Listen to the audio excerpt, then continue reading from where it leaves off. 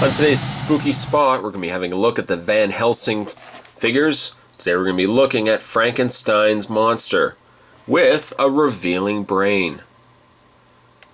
Brought to us from the good folks at Jack's Pacific, reviewing yet another Van Helsing figure. When will the hurting ever stop? It probably won't as we continue to review these. As you can see, the package is quite crushed. I don't know why I boxed these away as badly as I did. Oh right, it's a Van Helsing figure. Truth be told, I got these for really cheap, so it ain't so bad. On the back of the package, the basic figures consist of Van Helsing, Frankenstein's monster, Dracula with Pygmy Bat, and the Wolfman. And the deluxe figures consist of Velkin. We got Dracula, Van Helsing, and Frankenstein's monster as well.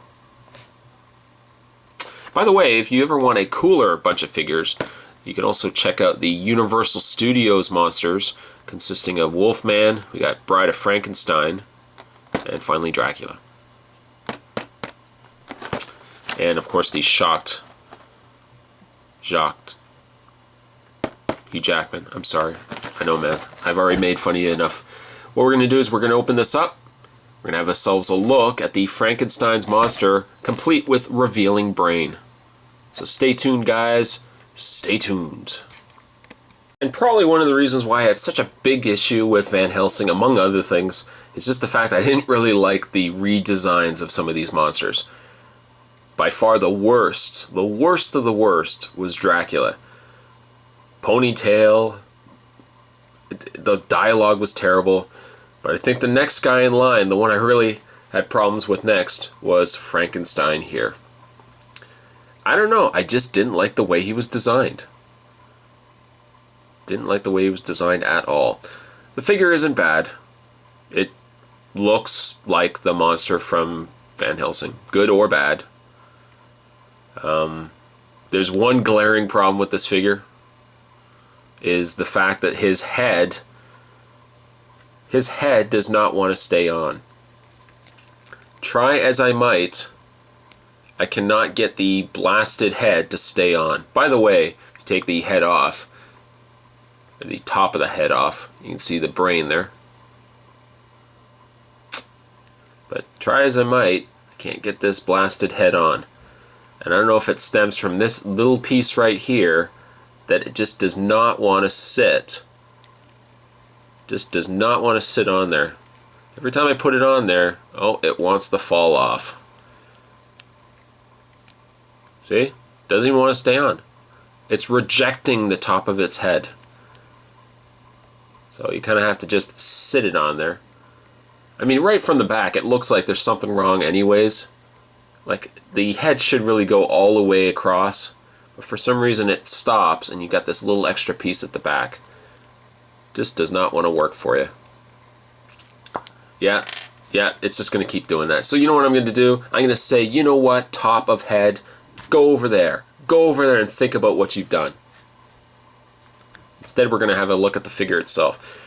Detailing, yeah, detailing isn't too bad. The paint isn't too bad. He has a gimmick, as well as all the other Van Helsing figures seem to have. There's a little button on the side here, and when you press it, it does that. That's it. That's all it does. Wait for it. You might have missed it. Let me do it again. There you go. It has...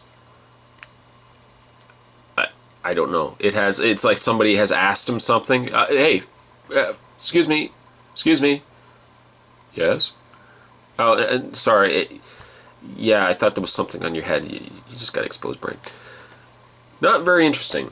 Although, according to the instructions that it comes with, press button on figure back to turn upper torso. Release button to let upper torso back to its original position. Eh?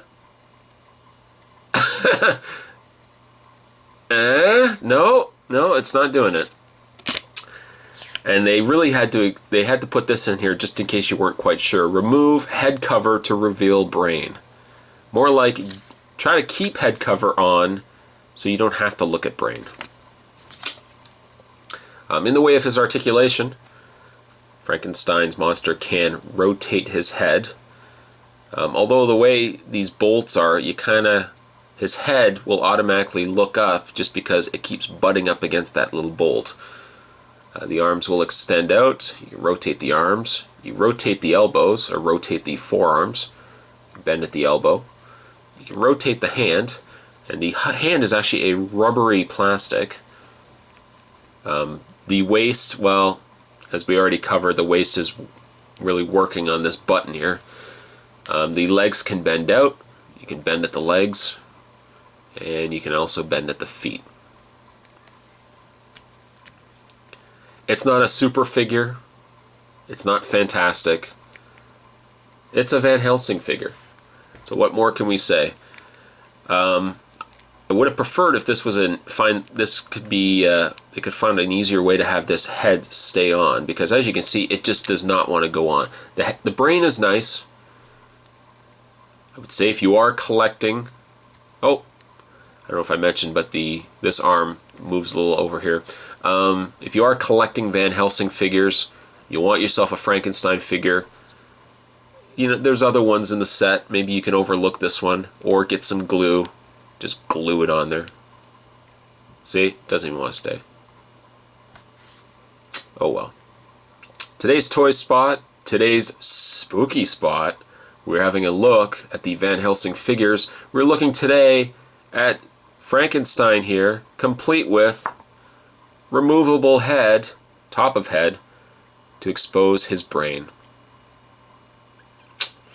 Hope you guys enjoyed it. Hope you guys weren't too scared. Nobody was scared, I know. And I'll see you guys next time for another spooky spot.